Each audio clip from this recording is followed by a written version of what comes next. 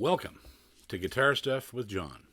Where to start? As you can tell from the title of this video, you know what I'm going to take a look at, but I really don't think you know what I'm going to take a look at.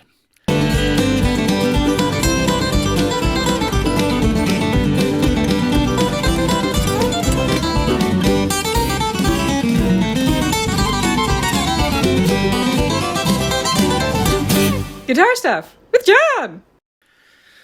I don't get excited very much anymore by guitars. I've pretty well seen all of it. There's two or three different kinds of guitars that are out there.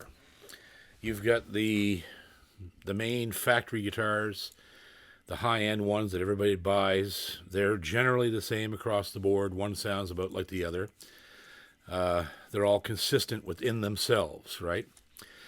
And then you've got the, really crappy $200 guitars that are just not very good guitars, and they're perhaps good for children or beginners or whatever the case may be, but they are what they are.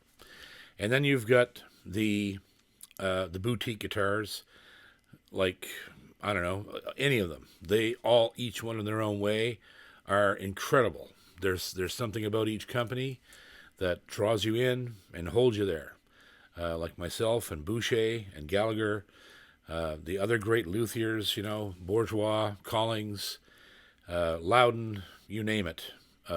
These companies all present some incredible thing in their instruments that draws their people in, and those people love them and stick with them.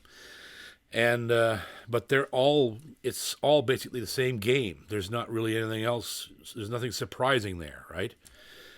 So if you'll remember, maybe some of you won't, but let's talk about this for a second. Fender is, without a doubt, one of the greatest, if not the greatest, electric guitar company that's ever been established. They invented electric guitar for all intents and purposes. Really, I know that Les Paul had more to do with it than anybody, but Leo Fender really created something with his Stratocasters and Telecasters that has just never been crushed by time. Those guitars are still my favorites. If I'm going to play a solid body guitar, I get a Telecaster in my hand every time. And so, Fender, the name Fender, has a tremendous legacy. What people don't know, might not realize, unless you're a super guitar head, is that Fender also built acoustics. Now, they started doing this sometime in the 60s. I'm not sure when, maybe even earlier than that. But they made guitars called Newporters. And they were a dreadnought guitar with a Fender neck and headstock on them. They looked really cool. And they were beautiful guitars. They were built out of solid wood. They were made in America. I don't think they caught on. They didn't. But they live on now through these, Asian-made Fender Newporter style guitars that you see in almost every music store. They're a couple $100, $200 or $300, $400, I don't know, whatever they are, but they're not very good guitars. They're okay. Generally speaking, for me, I could never play one live, or I have used them live, but after a while they become self-evident that they're not at that level of quality that someone like me needs on stage, and I play them because I have such an incredible amount of nostalgia about them. That's the only reason I've ever owned them. So, here's a story. Yesterday, I'm walking through my local Long and McQuaid. It's kind of quiet in there because of the pandemic, not much going on. And I went into the expensive guitar room, saw the Martins, Taylors, and Gibsons, a couple Larravees and stuff, and no surprises in there. That's the stuff that's in that room is always in that room. It doesn't matter how many guitars are in there or how many they sell. That's what's in the room. It's always there. So, okay, fine. I went across the way to the cheap guitar room. and I was wandering through the Baby Taylors and the Epiphone Masterbuilts and the Yamahas, which I think some of them shouldn't be in there. There was some F-Series red labels that I think should be hanging over in the other room. But their price tag isn't high enough, right? That's the deal. So I went through the room twice. I actually walked around it twice, and I happened to glance over to my left, and I saw a Fender Newporter hanging on the wall, and I instantly thought, well, I'm not even going to touch that. I know what that is. That's just a laminate, the normal laminate Fender Newporter style guitar. Second time by it, though, I happened to glance a little closer, and I looked at the price tag. Price tag made me stop. And I looked at it, and the price tag was $1,100. And I thought, wait a second, that's not right. Must be a typo. And I pulled it down off the wall, and I was shocked. My face came off and hit the floor when I strummed the first chord in this thing. And when I plugged it in, my face got up off the floor and walked out the door on its own, and I had to chase it around the block to catch it. Can't believe what I'm about to show you. This is a Fender Newporter, a real one. This guitar is luthier built in China, and it's stunning. It is all solid. Look at the mahogany in the back of this guitar. Bound in koa or maple, I'm not sure which one. High grade, high flamed mahogany back and sides, all solid. The finish on the top is to die for. It's one of my favorite colors, that metallic red.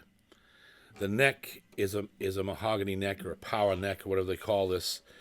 It's a mahogany species, but it's also to die for. It's perfect in every regard. And I had to do a review on this guitar. I had to buy it and do a review because I've never, ever seen one of these before. I had no idea they existed. I've been well aware for about a year now about the acoustic, the teleacoustic, like the acoustasonics, whatever they call them, that are thin body luthier-made instruments that mimic through electronics and sensors different kinds of guitars. And I've played those, and they are very interesting. To see an actual solid wood version of this guitar is freaky. And I want you to take a listen at this thing, because I was just floored by the sound of this guitar. Listen at this.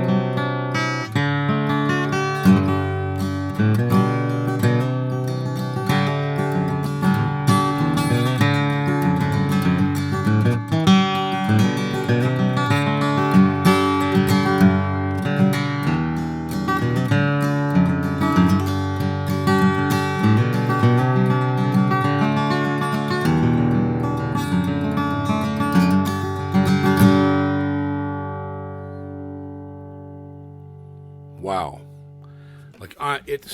This is one of the nicest mahogany guitars I've ever played. And I'm a huge fan of mahogany. I like mahogany, I think, better than rosewood, and this is why. Whenever you find a mahogany guitar like that's built this well, it just seems to stand head and shoulders over rosewood, and I don't know why. It just for my ear, and these are the factory bench strings, and they're partially dead. So, yeah, it's incredible. It's so well made and sounds so incredible. But wait till you hear this thing plugged in. Check this out.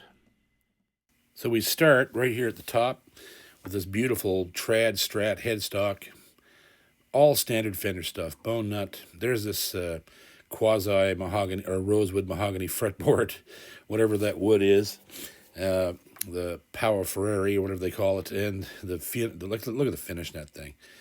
And this red is beautiful. The bridge is made of the same wood as the fingerboard, apparently. Some nice end pins, pearloid in the top. And there's our inline nickel tuners that work like a charm, and that butter smooth neck. And just look at the back of this thing. The mahogany in this guitar is deep, deep, deep. Really beautiful wood. All bound in maple with purfling. At least I think it's maple. It looks like what it is. And there's your end pin and battery drawer. And of course our fancy Fender sticker inside, crafted in China, designed in Southern California. And look at that sound hole rosette. That also is that quasi rosewood mahogany type rosette. And there's our electronics. On one side you see a button you can press for phase. Other side is for activate the tuner. And you have volume, bass and treble. And it works like a charm. Beautifully done. What a beauty. Man. Well, so you've heard it acoustically. Now check out this pickup. I don't know what kind of pickup this is. I don't know if they're using just piezo. I'm going to research it a bit. Or if there's a sensor involved in the body or whatever. But you saw from the close-ups, it's a very simplistic system. It has a tuner on board, a phase button, volume, bass, and treble, and that's it. So we've got this Fishman amp here, which is my stage amp forever. It's completely flat. So let's put the mic over there and see what this sounds like.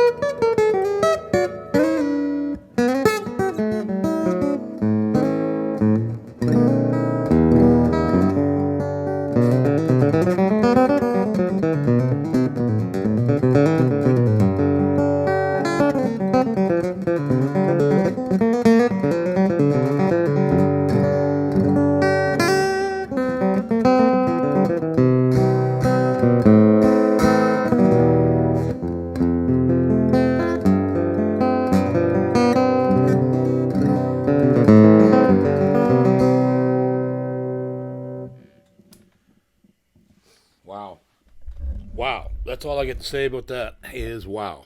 What are you going to say? I can't help it. It's incredible. It's one of the most surprising guitars that I've ever found. I never expected in a million years that I would ever hold a Fender Newporter that was solid wood, clearly built in a luthier's shop, whether it be in China or it doesn't matter where it is. Luthiers built this guitar. It wasn't made in a factory. It may be a factory setting, but these guys are working at benches with hand tools. I'm telling you, there's no other way that you can produce an instrument like this. So, yeah, I'm flabbergasted, just absolutely flabbergasted by this instrument. So, yeah, I don't know. You want to, this part of the thing that we do here on Guitar Stuff with John and my channel in general is to show you stuff that you would never expect to see. So I think I did that. This was pretty surprising. And it's one of the reasons that I didn't put the model of this guitar in the video title, because I wanted it to be surprising, and I think it is. And I think that whatever they're doing with these instruments, they've got it right, like all the way down to the finest detail. So, yeah. So if you want a really cool, and I realize that a guitar of this color and this style and this kind of bling might not be for everybody. It's for me. I'd take this on stage in a heartbeat. And but truly, if you want a great guitar for $1,000, or $1,100 with a tremendous pickup in it. This is your guitar. So there you go. That's the Fender Newporter California series, built by Fender, designed in Southern California, assembled in China, or as they say, crafted in China, which is probably very accurate. This is a handcrafted instrument, there's no question. It just, you can tell. So anyhow, I hope you enjoyed that. I know I did. I'm just going to sit here and play this thing for a while now. And stay tuned for the next edition. I don't know when it will come out. They come out as I get instruments. And stay tuned for some seriously exciting Yamaha reviews, more Boucher reviews. And of course, you see my old Gallagher there. She makes her appearances on the channel quite a bit as well. So yeah, there's a great guitar. Surprised the hell out of me.